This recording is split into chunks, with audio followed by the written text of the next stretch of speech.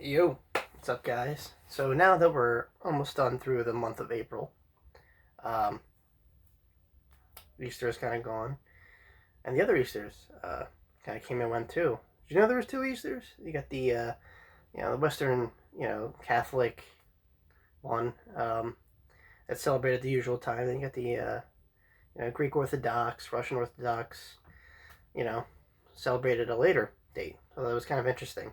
So you learn stuff here. Um, But yeah, I wanted to do a religious horror movie. I haven't done one that much. I mean, I've touched on some of them, but not really in depth. And there's a lot to pick from. I really wanted to do them all. It would be like an hour long video. It's just not that kind of time. I wanted to do like Stigmata, right? Gabrielle Burns. I mean, who doesn't want to do that? Trying to think what else. End of Days. Arnold Schwarzenegger, right? Um, any of the Exorcists. I do like the Exorcist, the beginning or Dominion.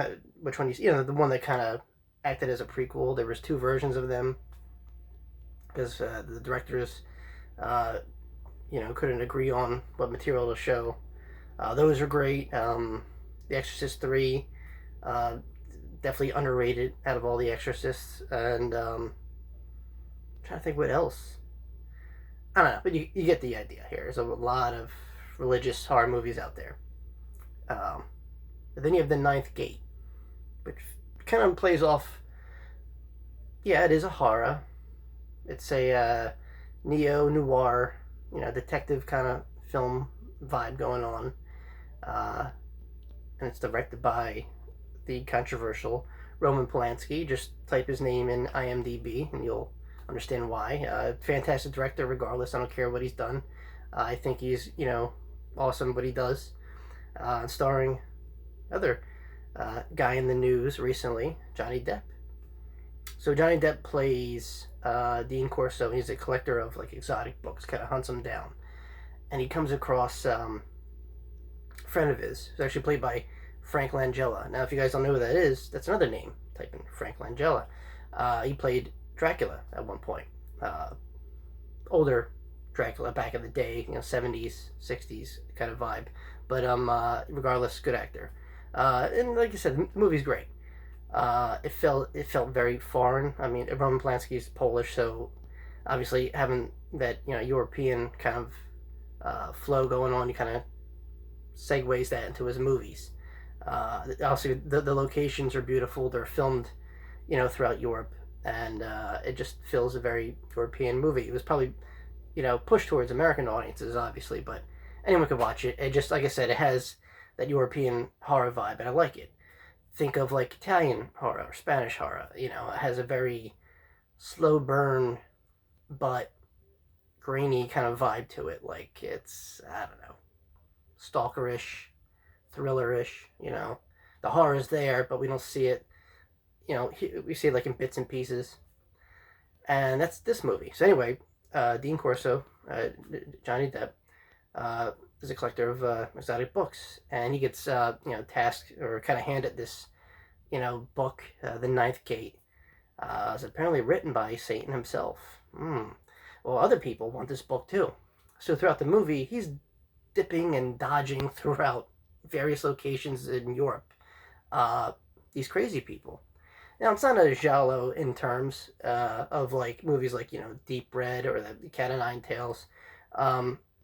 We see the killers coming. We know who they might be. Who they are, kind of, sorta, but it still has that pace of the mystery. Almost like a whodunit, but not quite. Like I said, I liked it right off the bat. I don't mind a movie that makes me sit and think. Did this just really happen? Was this just make believe? Do people just want the book just to say they have it? Is there any actual proof? Or did the devil actually write this book? And the ending, I think it's great. It's a shocker. It kind of sums everything up, and you just kind of have to accept it. We don't get too many movies that make you stop and think and question the ending. Maybe I should watch it again. Maybe I should watch it with commentary, which I always recommend. You learn a lot, and it's entertaining. film commentary, even though it sounds boring, like some kind of college session. But no, if you're interested in any type of film and you want to hear behind the scenes stuff without watching behind the scenes stuff, watch it throughout the movie, try commentary. In this instance, it would probably work. Because I think on the Blu-ray, Roman Polanski himself actually gives commentary.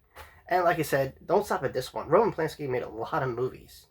The Tenet, which is a really creepy, strange movie. Rosemary's Baby.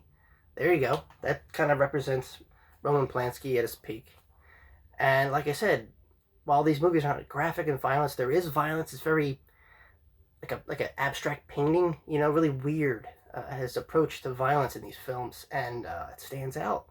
I'm really passionate about it. I like it. And when I used to film, hopefully I'll film again one day, I kind of incorporate very weird angles to kind of like distort the audience, best I can. I'm, no Tarantino here, but, I try. But like I said, I like directors that don't, do the norm without having to try, without feeling, being forced. You shouldn't have to force to be different. Just, should have a flow to it. But, Roman Polanski is no stranger to film, obviously. And I think this is one of my favorites of him. I mean, don't get me wrong, I love Rosemary's Baby, I love The Tenet, all the other ones.